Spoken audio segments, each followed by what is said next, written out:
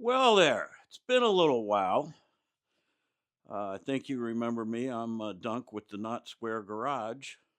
And, I appreciate the people. I don't have a lot of content out there, but I do intend to put a lot of stuff out. It's just been a long winter. Today it is, I think, 72 degrees, 74. And I've got a couple of things I want to go over today. I've got I've got the DJI microphone up here, and I've got the the um, Flow camera or Insta360, and we're using a gimbal, so it should follow me around. Hopefully, we'll have a halfway decent visit today.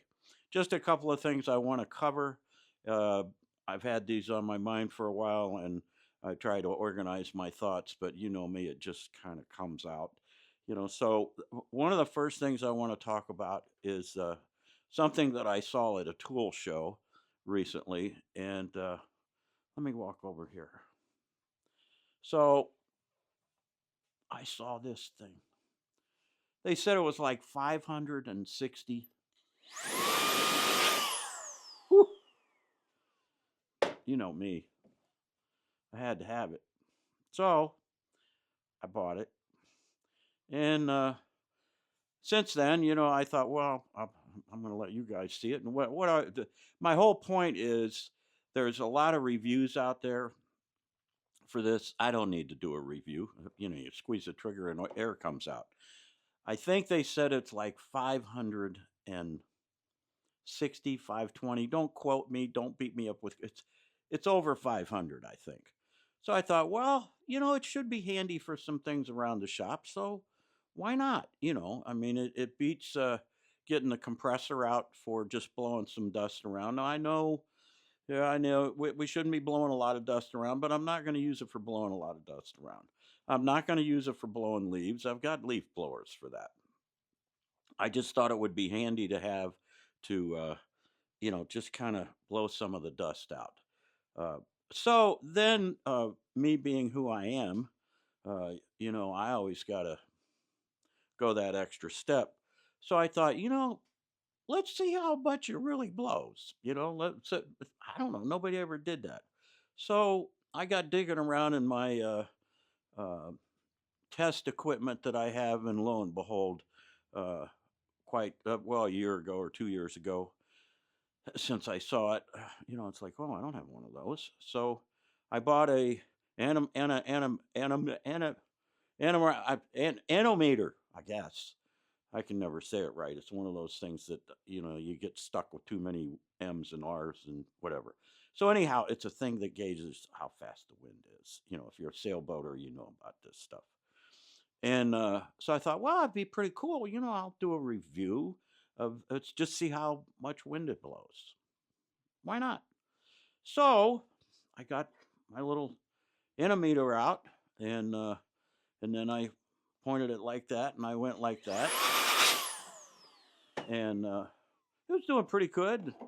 And it got up to about 56, 57 mile per hour, and I thought they said it was 500 and something. And as I continued to do that, all of a sudden the fins went.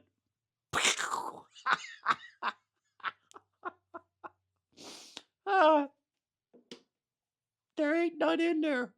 It ain't gonna test anything, I can tell you that. So I thought, oh darn. And of course, me being goofy that I am, I would do something silly like that. I thought, ah. So I happened to look at the instructions and everything, and I think it said we'll go up to 59 mile an hour. Oops. So there was an email address in there. Okay. And I thought, well, maybe I can get the fins and I can take it apart and put them, the replacement part. I emailed them. I said, hey, I did something stupid with this and the fins blew off. And, maybe you could send me the fins and maybe I could fix it or, whatever. I mean, at that point, I figured it was gone. So the next day, I get an email back from them. They said, "We're really sorry that that happened to you.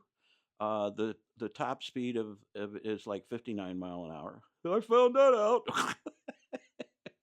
And so they said, We'll offer you two things. One, you can return the one with no fins, and we'll give you full credit." Really? Or B, send us your address, and we'll send you a brand new one. But I did it. No, that's all right. Go ahead. We'll send you a new one. So look, everybody's seen these, right? Amazonian, brand new, in the box. I couldn't believe it. I mean, that's customer service. I thought that was really nice. I did it. They said, "It's okay. We happens. So we'll send you a new one." So just to let you know, I got this off of Amazon. It was about $50. It is the BT100 AP, which means it works with an app. I didn't even know that. So anyhow, I'll try to put a link to Amazon if you're interested in one of these. I'm not sure why you want one. I don't even know why I had one until I broke it. But I think it's really nice that they did that. So I won't be testing this to 560 mile an hour. Now, as you know, I don't know where they're at right now, but this comes with different nozzles, and it's a neat tool. I like it. What I have done with it is I have blown dust out of you got stuff on the workbench, or you know where you're gonna do something like this. The other thing that I think is pretty good, and I never thought about that, is if you've got a clogged up, say, a hose or something you're working on a vehicle and you need to clear that line out or whatever. Well, it's got nozzles that, there's 3 nozzles that come with this, and you can plug those in and clear that nozzle. Or clear that pipe.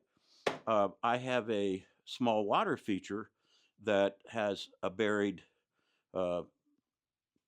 pipe under the ground, and every year, because it gets cold here, I have to blow that out because I don't want water to freeze in there. Well, now I don't have to get the compressor. I can probably do it with this. So it definitely has its uses, and it's not a lot of money. It really isn't. Has a filter in the back, but it's pretty neat. Let me show you. We'll go over here to the bandsaw. I think there's some more dust in there. Come on, follow me over here. So are you still with me? I'm trying to get good with this gimbal. So here I am over at the bandsaw, and this. Now I should probably put a mask on, but there's always that dust up in here, right? So look out. Here we go. I'm going to stand away.